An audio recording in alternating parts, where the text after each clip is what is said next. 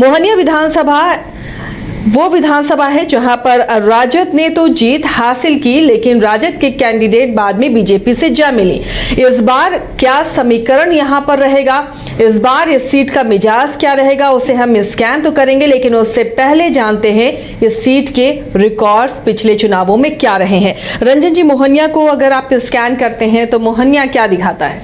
देखिए, मोहनिया की सीट इस बार आपको एक हॉट सीट पे इसकी गिनती हो रही है। एससी आरक्षित सीट है और ये सीट इस वजह से चर्चा में रही कि फरवरी 2024 में जो आरजेडी की विधायक थी संगीता कुमार, वो जो है ट्रेजरी बेंच में चली जाती हैं, बीजेपी की तरफ चली जाती हैं और अब इसके बाद यहाँ का चुनाव इंटरेस्टिंग होता चला जा रहा है, क्योंकि तेजस्वी यादव किसी भी हाल में चाहेंगे कि मोहनिया की सीट जो आरजेडी के पास थी वो आरजेडी के पास ही रहे। तो दूसरी तरफ संगीता कुमार जो कि यहाँ से अभी विधायक हैं, उनके सामने भी ये सीट बचाने की चुनौती है और ये कश्मकश है। दोनों तरफ से ये चीज़ें चलेंगी। तेजस्वी यादव आप मानकर चलिए कि यहाँ से किसी सशक्त उम्मीदवार को चुनावी मैदान में उतारेंगे और इस बात की संभावना दिख भी रही है। कई दावेदार हैं आरजेडी की तरफ से, कांग्रेस की भी नज़र इस सीट पर लगी हुई है, लेकिन क्या तेजस्वी यादव इस सीट को छोड़ देंगे? उम्मीद मुझे कम दिखती है, क्योंकि तेजस्वी यादव निश्चित तौर पर चाहेंगे कि इस सीट को वापस लाएं। दूसरी तरफ संगीता कुमार जो कि अब बीजेपी के प्रत्याशी के तौर पर यहाँ से चुनाव लड़ेंगी, क्योंकि देखिए जब आप किसी पार्टी में गई हैं तो कुछ न कुछ शर्तें रखी होंगी, उसमें से एक उम्मीदवारी तो निश्चित तौर पर होगी। तो ऐसे में संगीता कुमार बीजेपी की कैंडिडेट होंगी, तो जो बीजेपी के टिकट पर पिछला चुनाव लड़े थे निरंजन राम, वो क्या करेंगे? क्या वो कोई नया ठिकाना ढूंढेंगे या वो अपनी पार्टी में ही बने रहेंगे? ये देखना दिलचस्प होगा। वैसे अगर आप मोहनिया विधानसभा सीट की बात कीजिए तो यहाँ जो पहला चुनाव हुआ था वो 1957 में हुआ था और तब ये सीट सामान्य थी। इनफैक्ट 1962 तक ये सीट जो है वो सामान्य ही रही है। 1967 से मोहनिया विधानसभा की सीट जो है अनुसूचित जाति आरक्षित सीट बन गई। अगर आप इस सीट पर देखें तो आपको दिखेगा कि यहाँ पर जो सोशलिस्ट विचारधारा वाली पार्टियां हैं उनको कई अवसरों पर कामयाबी मिली, लेकिन कांग्रेस भी जो है बीच बीच में यहाँ पर चुनाव जीत दर्ज करने में जो है सफल रही है। बीजेपी को भी यहाँ पर 2 बार कामयाबी मिली है। तो 17 चुनाव में 10 बार अगर आप देखें तो सोशलिस्ट विचारधारा वाली पार्टियों को कामयाबी मिली है। तो कांग्रेस 5 बार यहाँ से चुनाव जीतने में सफल रही है और बीजेपी जो है वो 2 बार यहाँ पर कमल खिलाने में सफल रही।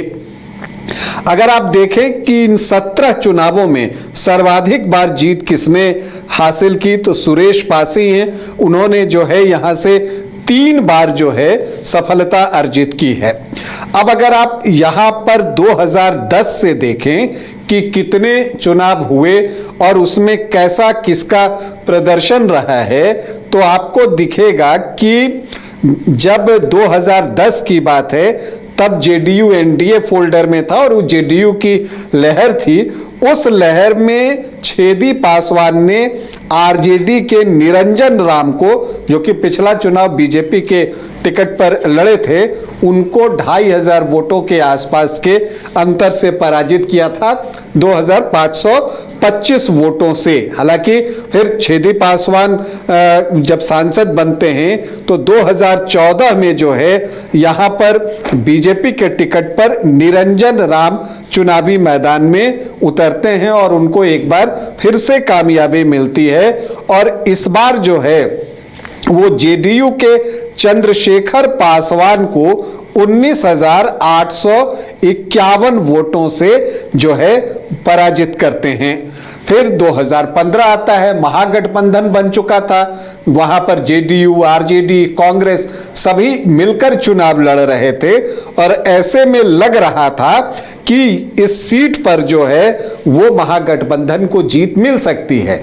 लेकिन वैसी परिस्थिति में भी यहां से बीजेपी का कमल जो है वो खिल गया और निरंजन राम 43.32% वोट लाकर 7,500 वोटों से चुनाव जीतते हैं, 7,581 वोटों से। और इस बार जो है उनके अपोनेंट थे कांग्रेस पार्टी के संजय कुमार। तो जब आप 2010, 2014, 2015 में चुनाव देखती हैं तो एक आपको दिखता है कि हर बार जो अपोनेंट है वो बदल रहा है।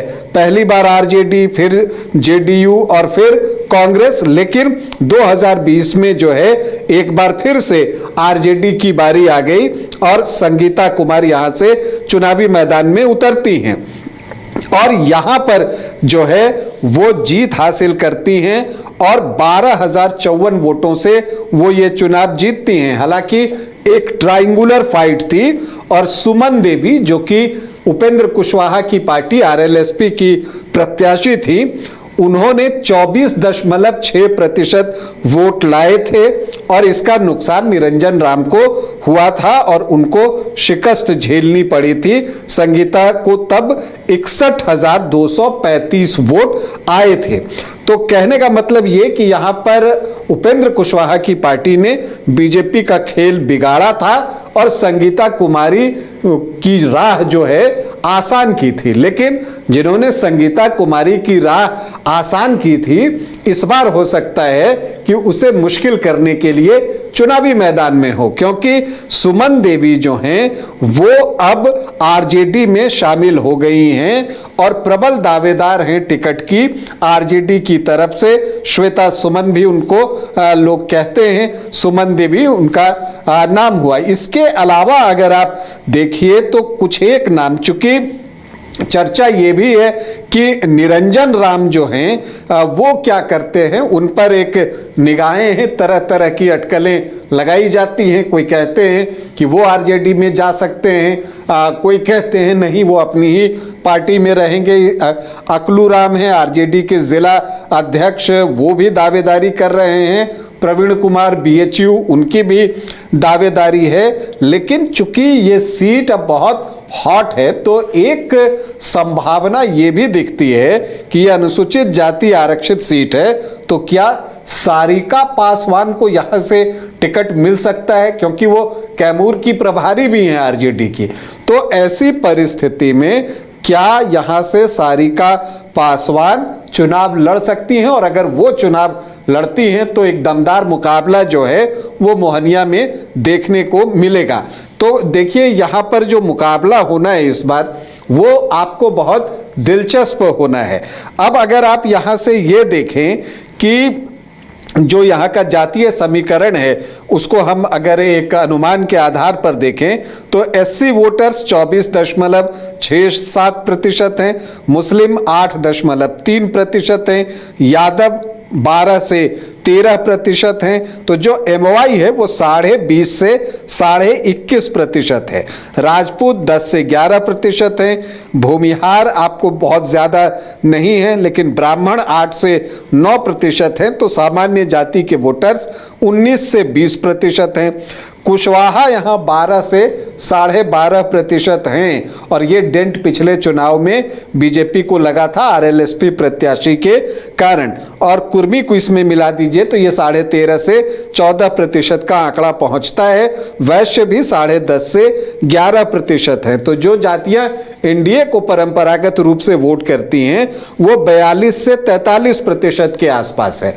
लेकिन ये देखना होगा कि इस बार जो यहाँ पर चुनाव होता है, क्योंकि जब हम आंकड़े बताते हैं तो ऐसा नहीं होता कि सारे के सारे लोग एक ही तरफ वोट करते हैं, कुछ इधर उधर भी होता है, लेकिन समीकरण बीजेपी के पक्ष में है। अगर यहाँ पर कोई तीसरा कोण नहीं खुलता है, जनसुराज कोई इस तरह से प्रत्याशी दे दे या फिर कोई बागी बनकर खड़ा हो जाए, तब बात अलग है। क्योंकि गीता पासी हैं, जिला पार्षद हैं, वो भी चुनाव लड़ने के लिए तैयार हैं। पहले मतलब वो बीजेपी में ही हैं, हालांकि वो यहां से दावा करती हैं कि वो चुनाव लड़ेंगी। और बीएसपी का एक इंपैक्ट इस विधानसभा क्षेत्र में है और ओम प्रकाश दीवाना जो हैं वो यहां पर जो है आपको जोर आजमाइश करेंगे। बीएसपी मोहनिया में 2 बार चुनाव जीत चुकी है, तो एक दावा बीएसपी का भी है। अरुण राम भी बीएसपी से यूं तो दावा कर रहे हैं, लेकिन ओम प्रकाश दीवाना का पलड़ा भारी दिखता है। जनसुराज से एक आरती हैं, वो प्रयास कर रही हैं, और कांग्रेस से नीतू कुमारी जो है उनकी भी दावेदारी है। तो देखना है महागठबंधन से आरजेडी ही चुनाव लड़ता है या फिर कांग्रेस को यह सीट जाती है, यह देखना दिलचस्प होगा। लेकिन कुल मिलाकर अगर मोहनिया में देखिए तो एक रोचक मुकाबला होगा, कांटे का मुकाबला होगा, और बहुत कुछ जो है वो निर्भर करेगा कि बीजेपी किस तरह से इस चुनाव को अप्रोच करती है और आरजेडी की तरफ से तेजस्वी यादव यहां पर कितना जोर लगाते हैं। इन सब के बीच यहाँ की जनता का मिजाज भी जान लेते हैं, उसकी नब्ज टटोलने की कोशिश कर लेते हैं। आखिर क्या ये मोहनिया की जनता चाह रही है, इस बार मुद्दे क्या हैं, कौन उसकी पसंद है। मोहनिया विधानसभा में जो मौजूदा विधायक संगीता कुमार हैं, कोई काम से कितने आप लोग खुश हैं? कहीं नहीं खुश है, काम ही नहीं किया तो मोहनिया में काम उनके द्वारा नहीं किया गया है। काम नहीं हुआ। आप लोग क्या चाह रहे हैं विधायक इस बार? अब तो ये भाई बदल में कर जाए, ये भी अगर नेता ऐसा नहीं हुआ जो कि आज तक हुआ है प्रधानमंत्री के क्षेत्र में भाजपा को। अच्छा, यहाँ के विधायक विकास किए हैं, विधायक काम किए हैं, इस बार उनको भी चेंज करना है, चेंज करना है एकदम एकदम। मोहनिया की जनता, अधिकांशतः जनता जो बदलाव के मूड में है और इंशाल्लाह बदलाव होकर रहेगा इस बार। हाँ। तो संगीता जी ने यहाँ पे कोई काम किया हुआ नहीं है। हमारे नेता नीतीश कुमार हैं और एनडीए की सरकार है, इसलिए हम लोग बीजेपी को वोट करेंगे। उनके द्वारा वादा किया गया था। हाँ, वादा किए थे कि आएंगे तो करेंगे, वो बात लग गए। यहाँ पे वर्तमान के विधायक हम लोग उनको देकर वोट नहीं दे रहे हैं, हम लोग नरेंद्र मोदी को देखकर और नीतीश कुमार को देखकर वोट करेंगे। वो कोई काम उनका बढ़िया नहीं हुआ है, तो क्या करना है इस बार आप लोग का, क्या है? बदलना है, दूसरे को ना परी लाना है। विधायक बहुत बढ़िया काम किए हैं और आगे उम्मीद रखते हैं कि और भी अच्छा वो काम करेंगे। नया नेता लाना है, संगीता थोड़ा सा भी काम नहीं किया है ना, हम लोगों में कभी आज तक तो मिलने नहीं आई है किसी से भी, ना कोई काम नहीं देखा गया है उनका। उनका काम तो पसंद नहीं है ना कहीं भी नहीं। तो ये मोहनिया की जनता का मिजाज है और अपनी अपनी राय है, अपने अपने मुद्दों के साथ जनता वोट करने पहुंचेगी। लेकिन मोहनिया में जो मौजूदा विधायक है संगीता कुमार, उनका पलड़ा थोड़ा भारी दिख रहा है। फिलहाल अब तो पार्टियां तय करेंगी कौन किसका कैंडिडेट होगा और किस तरह आमने सामने की टक्कर होगी। क्या यहाँ पर तीसरा विकल्प भी बनता हुआ नजर आ रहा है, समीकरण किसे फेवर करेंगे, इस पर हमारी नजर बनी रहेगी।